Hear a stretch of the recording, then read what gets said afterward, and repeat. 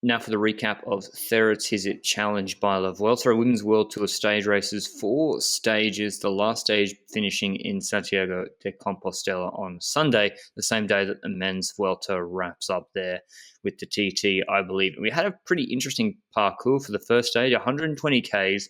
It looks kind of like the Calleja stage for Catalonia stage 1. We've got a long, shallow gradient climb in the middle, Alto de Portela, 15.2 Ks at 5.3%, then a rolling ridgeline with a 3% gradient climb for 6 Ks at the end, and then pretty much a descent to the finish with like 4 or 5 Ks of false flat downhill or flat at the end. The start list we have here at Ceratizit Challenge by La Vuelta is Annemiek van Vleuten, one of the big GC favourites, as well as Elisa Longo Borghini on Trek Segafredo. We have Marta Cavalli, probably the sprinter for FDJ. SD Works have got a strong team, Van der Breggen, who seems to be riding as a domestique, Neve Fischer-Black, Mullman, and also Cor Vos, who's a Hungarian CX rider, kind of a la Pidcock and VDP.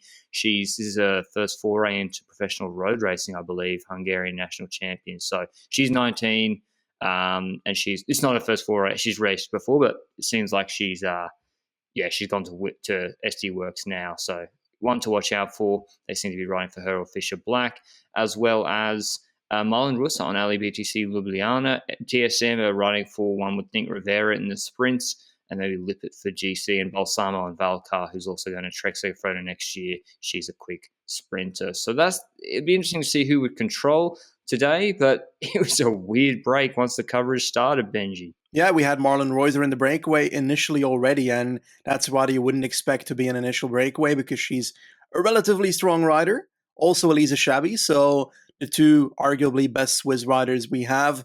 Royackers live racing as well, and eventually also Kennedy and Magnaldi in that group. Now, everything kind of switched around when they started the climb, the significant 15-kilometer climb in the stage, and that's where Rivera actually started bridging up, because the gap was not huge by that point, like 20 seconds, so she had the ability to do so. She did so, and eventually at the front, Kennedy and Magnaldi dropped, so eventually 4 riders left: Reuser, Royackers, Chabi, and Rivera. And the gap kept growing, and it kind of surprised me. Movistar and Van der Breggen pacing, like you said, she seems to be in a domestique role here, probably best based on the form we saw on the French race GP Plouay. And were you surprised that a break like this gets a gap of like 2 minutes in the middle of the stage? I don't know how it happened, to be honest. You've got someone who's fast like Rivera. Reuser, she climbs well. She's a time trialist, and she's on magnificent form, winning that TT the other day. So, yeah, I was so surprised she was allowed to go on a breakaway, and Movistar didn't control it more. I mean, maybe they thought they'd bring it back later.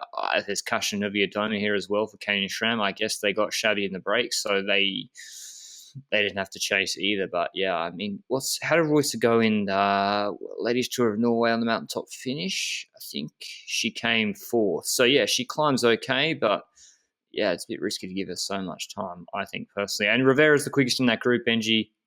We saw Chabi was pretty frustrated before the final attack. Chabi was frustrated with Rivera, who either wasn't pulling through or wasn't contributing to closing gaps. It seemed like, what were you seeing from Rivera? Was she playing coy, or was she actually struggling? I mean, this was a long time after that final climb. You'd think she'd be recovered in a 110K stage. Yeah, and certainly because the latter part of the stage is slightly downhill, that it should on paper be relatively easier to help out the group that is trying to get away. Now, I feel like Chabi just was, like you say, a bit startled by it. And once you have a rider that does not cooperate perfectly in the group for either reason, wanting to do so or not being able to do so, you're going to have attacks. And Chabi was one of the first attacks that we had. And the attack was not the greatest attack. Like, she didn't actually create a huge gap. Who responded to that attack, actually? I think it was Reuser eventually. Rivera was. It's fine when it's being closed by Reuser, or when Chabi's closing Reuser, but she can't do it forever. I think Royackers as well was. I mean, Royackers is quite good, but not in a finish like this. Yeah. She was closing it. It really was on Rivera to be closing these things. It's like having Sagan in a group of 4. But yeah, I think Sanremo with Ewan, for example. Ewan was the rider that had to close it. but obviously other teams are not going to be too willing to do it unless their name is Søren Andersen and they try and cross over and eventually try and get someone else the victory. But yeah, that's a whole other story. Pacing behind, I think, was all the teams, really, and they couldn't eat into the gap very well on the descent. I saw Trek Segafredo, I saw Van der Breggen, I saw Movistar, and it's almost like they gave up. It's like I can't believe they finished so far behind. I mean, we do have an uphill TT tomorrow, but Royce should be good at that. And now it's putting a lot of pressure if SD Works or Van Vleuten want to win GC to the gap they've given them. It seems to me like they gave up chasing, frankly, given the amount that this group started playing in the last 5Ks. Xabi, out of frustration, attacks again. She gets brought back by Roysa, who then continues, and then Rivera loses her wheel whilst Roysa does a little acceleration. Rivera was right on her wheel. Rivera is uncooked. Looks to Xabi to close it, who's just attacked. Xabi then sort of sprints a little bit. Rivera snap closes to her wheel really, really quickly. And then Xabi looks at Rivera like, what are you doing? Like, Royce is a time trialist.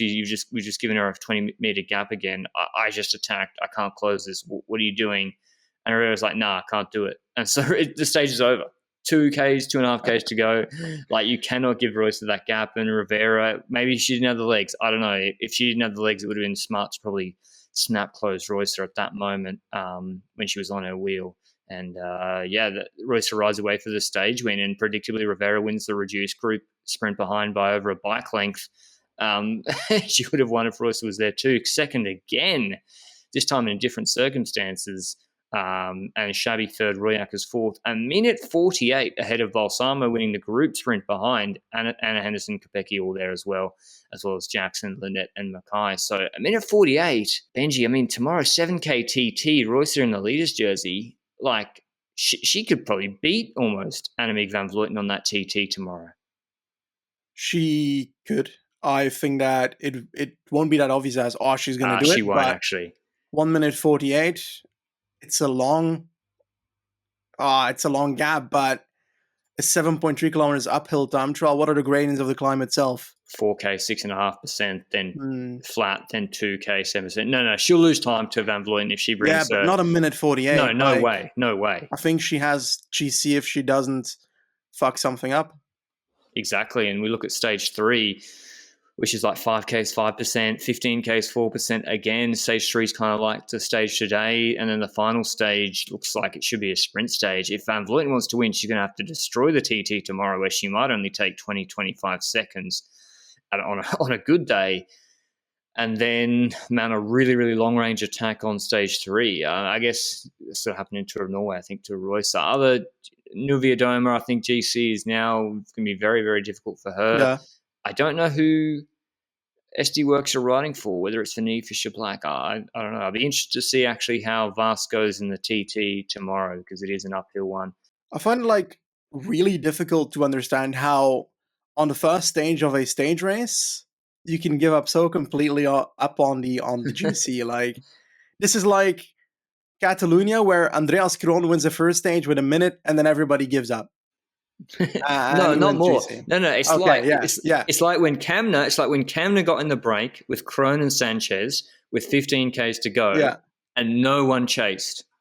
No one chased, and they gave them 2.5, 3 minutes when they could have brought this gap below 148, Benji. There's no way that this group was there's no way. The group should be way quicker on behind, and they held that gap stable. It makes, maybe we're underrating Royce and how strong she is. But some curious times there. But I guess for SD Works, why chase your potential leader next year? Marlon Royce is going to SD Works on a 2-year deal next year, the 29-year-old. So, certainly having a breakout year. And, I think it's up to Movistar to really try something on later stages. Maybe Sarah Martin can do what she did in Classica San Sebastian, and if Van Vleuten gets free, then she can take that time back. It'd be interesting to finish on, see where it finishes up on Sunday. But that's our recap of stage 1 of Ceratizit Challenge by La Vuelta. I also have highlights of the stage on my main YouTube channel, probably in the mornings after the stages.